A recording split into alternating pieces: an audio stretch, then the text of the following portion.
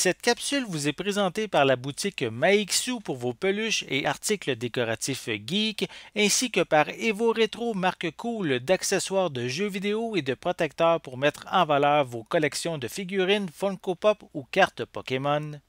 Et bonjour, ici Sébastien, j'espère que ça va bien. Aujourd'hui, je veux vous présenter Paramount Plus, la version canadienne du service de vidéo à la demande de Paramount.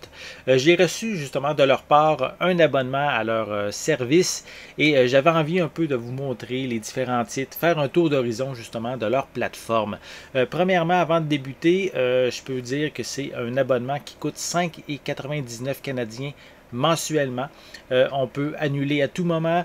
On peut même, si vous voulez, avoir un essai gratuit de 7 jours qui est offert. Donc, c'est peut-être ici une belle manière de faire un tour, de voir un peu si les différents titres sur la plateforme vous intéressent et ça ne vous coûtera rien. Donc, on va commencer immédiatement. Et voici un peu ça. Qu'est-ce que je vous montre là? C'est via mon ordinateur. Donc, c'est via un navigateur, mais on peut aussi l'avoir sur les différents services sur votre télévision, les télés intelligentes, les tablettes, les cellulaires. Donc, l'application est également disponible sur ces différentes plateformes également. Donc, rapidement, ici, on voit au début, lorsque je me suis connecté, évidemment, on peut voir, comme on pourrait dire, les titres en vedette au tout début. Donc, si je clique, on a différents Star Trek. Évidemment, on a une nouvelle version du film original, la Director's Edition, qui vient de sortir dernièrement. Une série Cecilia, que je ne connais pas.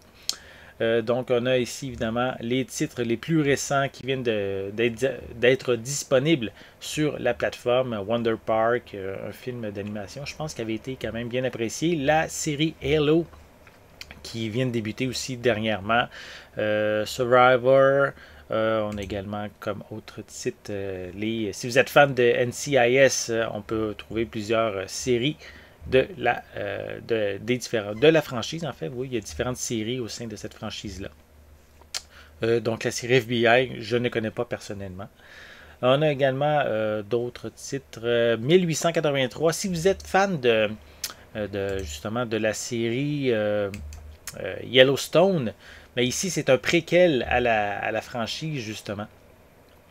Donc, si vous êtes fan de cet univers-là, la série originale est avec Kevin Costner. Ici, ça se passe une centaine d'années auparavant. Donc, voici pour les différents épisodes. On va continuer. Qu'est-ce qu'on retrouve? Hawaii 5.0 également, une série. Et ça, c'est la version, le reboot là, des années 2000 et non la série originale des années 80, là, ici qu'on parle. Même, je pense, sur 70, je crois, la série originale, je suis plus certain. Voilà, Seal Team, je viens de voir ça. Seal Team aussi, une très bonne série dans l'univers on pourrait dire des soldats. La classique série Sabrina, Beverly Hills, Teen Wolf. Donc, si vous êtes fan de ce genre de série. Scorpion aussi.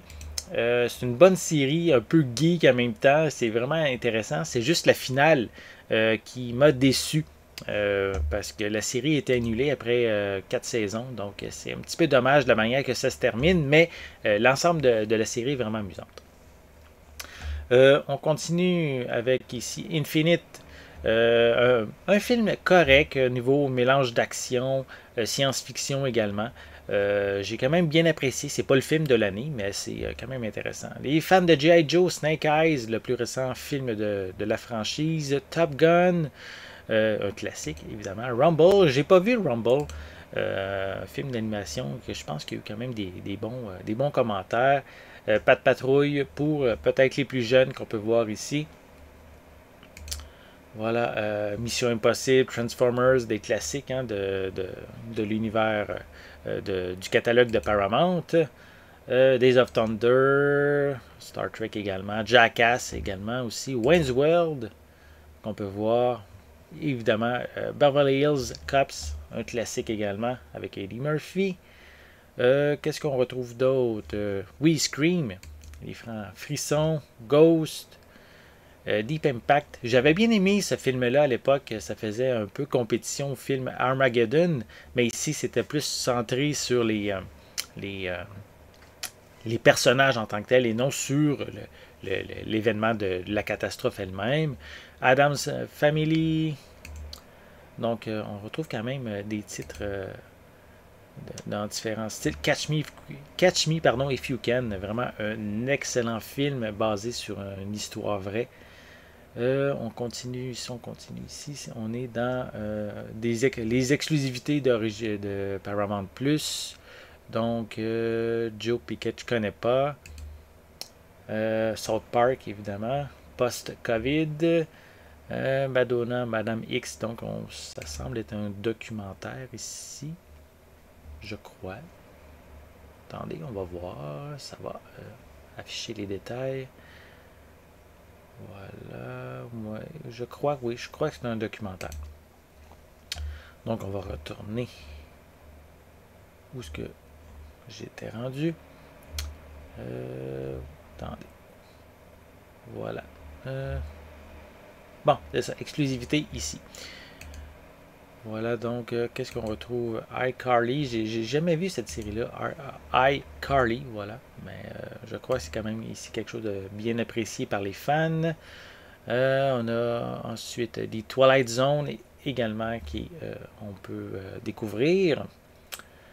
Donc, ici, si on a mis 1883, donc on pourrait dire des séries d'époque un peu style western moderne aussi qui pourrait être retrouvé là-dedans. L'univers de Star Trek, évidemment, est présent ici. Je crois qu'on retrouve pratiquement toutes les séries, je crois.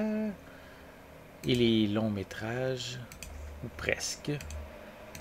Je tiens aussi à préciser, en étant au Canada, il y a peut-être certaines séries qui sont peut-être pas disponibles. Je crois que Star Trek Discovery ne semble pas être là. J'ai lu sur le web comme quoi que au Canada, il y avait une exclusivité, une entente d'exclusivité avec Bell pour la série Star Trek. Donc c'est peut-être pour ça qu'elle n'est pas encore disponible sur Paramount Plus. Donc, c'est voilà, la série Star Trek animée, qui est justement quand même une série qui est peut-être moins connue des fans, peut-être pas nécessairement des fans purs et durs, mais on pourrait dire en général, dans l'univers en général Star Trek, la série animée, qui est quand même ici très intéressante, et en même temps qui avait été doublée par les acteurs originaux à l'époque. Donc, bien intéressant. Coming to America, l'original, un classique. Ensuite, on est dans la section pour rire. Ferris Bueller, ça aussi, c'est un très très bon film des années 80. Grease pour les fans et Grease 2 également, qui est moins populaire évidemment comme comparativement au film original.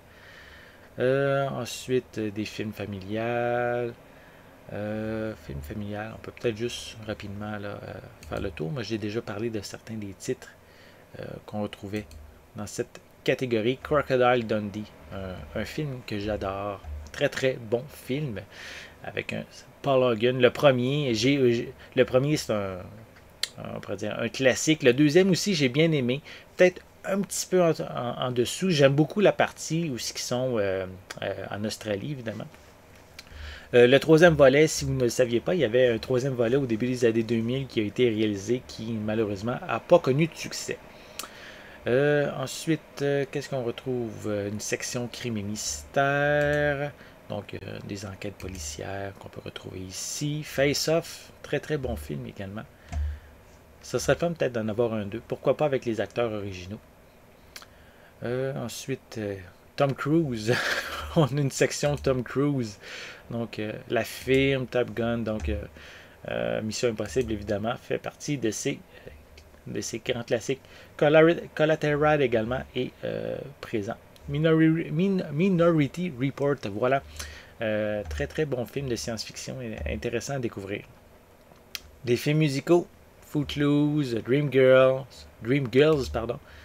On a également Amy Winehouse, Oasis, donc genre de peut-être série documentaire, un mélange de films et séries documentaires, des films d'action, G.I. Joe, On retrouve certains titres déjà que j'ai déjà parlé auparavant. Des films basés sur la gente féminine, Mean Girls. On a également Pretty in Pink, un autre classique des années 80, Clueless, avec Alicia Silverstone. Donc, film d'animation, j'en ai parlé aussi, de quelques titres. Donc, on a ici quand même, ça, on pourrait dire, on est sur la page d'accueil, hein, donc ça donne une vue générale des différents titres qu'on peut retrouver, peut-être ceux qui désirent être mis de l'avant, mais on peut aussi juste sélectionner la section série télé si on le désire, et ensuite on peut aussi classer par les plus populaires, les drames, comédies, toutes les séries télé également qu'on peut sélectionner. Donc on a quand même beaucoup de choix. Si vous avez plusieurs titres dans leur catalogue, voilà, qui vous intéresse, je trouve que c'est quand même ici un très bon prix à 5,99 par mois, là, donc comparativement à la compétition qui sont plus élevées, ça pourrait être intéressant. Si je vais voir dans la section des films, voilà, donc on retrouve plusieurs films également. Plusieurs que j'ai déjà mentionnés. Restons voir. Gladiator aussi, très bon film. Jack Reacher, c'est excellent ça aussi. Qu'est-ce qu'on retrouve d'autre? Ça, c'est le Scream original, mais je crois que, oui, c'est ça. Scream original est là, mais le nouveau volet, celui de 2022, est également disponible sur la plateforme. Donc, c'est peut-être ici une option intéressante. Peut-être une manière de peut-être s'abonner pour un mois. C'est pas trop cher. Vous avez accès au film en plus du catalogue au complet. Donc, ça pourrait être intéressant aussi. Titanic, un classique. Voilà. Donc, on peut vraiment charger beaucoup. Je ne veux pas nécessairement faire le tour au complet du catalogue, mais c'était plus pour vous donner une vue d'ensemble, comme Forrest Gump aussi, que je n'avais pas mentionné. Ça aussi, c'est un chef-d'œuvre. Et on a aussi des live news, donc ça donne l'actualité. Je ne vais pas cliquer dessus pour éviter les droits d'auteur, mais on a vraiment l'actualité en direct lorsqu'on clique sur ce lien. Et je tiens par contre, il y a un petit bémol au Canada. Présentement, la plateforme est juste disponible en version anglaise. Donc, il n'y a aucun titre de leur catalogue qui est disponible avec un doublage en français. C'est quand même ici important à mentionner. Je me suis informé auprès de mon contact chez Paramount. J'ai pas eu de nouvelles encore. Il n'y avait pas d'informations à savoir lorsque la plateforme va être disponible avec un doublage français pour les différents titres de leur catalogue. C'est sûr que si j'ai l'information qui vient plus tard, je vais prendre le temps de le mentionner sur mes réseaux sociaux. Inquiétez-vous pas. Donc, en gros, je voulais vous montrer un peu qu'est-ce qu'on retrouvait comme titre sur la plateforme de Paramount Plus au Canada. J'espère que vous avez aimé justement le tour d'horizon de cette plateforme-là, la Paramount Plus. Dites-moi justement, est-ce que vous avez plusieurs titres dans ceux que je vous ai présentés qui vous intéressent? Laissez-moi justement vos commentaires à ce sujet en dessous de la vidéo. N'oubliez pas non plus de vous abonner à ma chaîne afin de rester à l'affût de mes prochaines capsules. En attendant, je vous souhaite une bonne journée, une bonne soirée et je vais être de retour très bientôt. À la prochaine.